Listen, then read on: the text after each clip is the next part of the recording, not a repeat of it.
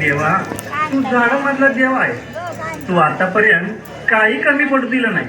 मला माफ कर. मी माफी मागतो तुझी. आणि हो, येत्या बस्तरवादी तुला होगे आणि दहीभात घालत. मला माफ कर. झाडासमोर हात जोडून लाकूड तोड्या झाडाच्या फांद्या तोडायला झाडावर चढतो. झाडाच्या फांद्या तोडत असताना लाकूड तोड्याची कुऱ्हाड अचानक झाडाजवळ असलेल्या वारुळावर पडते. लाकूड तोड्या झाडावरून खाली उतरतो आणि कुऱ्हाड बघतो तर काय, वारुळातून रक्त येताना त्याला दिसतं. मग लाकूड तोड्या वारुळातून घाबरत घाबरतच कुऱ्हाड काढतो. अरे देवा, हे काय झालं?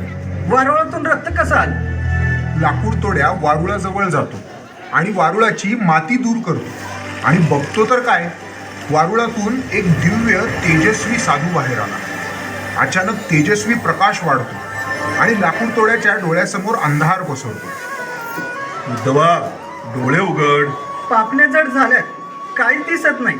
अगदी सगळीकडं काळोख पसरलाय. तोच तर दूर करायला आलोय आम्ही.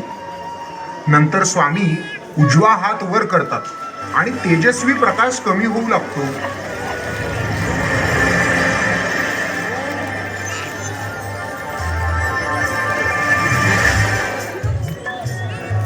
आपण कोण म्हणायचं स्वामी? अरे वेड्या, तुझ्या प्रश्नातच तुझं उत्तर आहे. दत्तगुरु? हो, आम्हीच आहोत दत्तगुरु. आम्हीच होतो श्रीपाद श्री वल्लभ. आम्हीच होतो नरसिंह सरस्वती आणि आम्हीच आहोत स्वामी समर्थ. पटली, सगळी ओळख पटली. स्वामी, सगळी ओळख पटली. लाकूड तोड्या स्वामींच्या पायावर डोकं ठेवून रडत रडत बोलतो. चुकी झाली स्वामी, माझ्यामुळे लागलं तुम्हाला. मला माफ करा महाराज, मला माफ करा. हे तर निमित्त मात्र आहे. घाव देणारे आम्ही, घाव सोसणारे आम्ही आणि घावी आम्ही. तुम्हारा यह एहसास ही तुम्हारी सच्चाई प्रतीत करता है. वाईट वाटून नको घेऊस बाळा. मानव जातीच्या इतिहासात अजरामर झाला आहेस तू. आमचे चरित्र तुझ्या नावाशिवाय सुरू होऊ शकत नाही. हाच तुझा उद्धार आहे. भिऊ नको, मी तुझ्या पाठीशी आहे.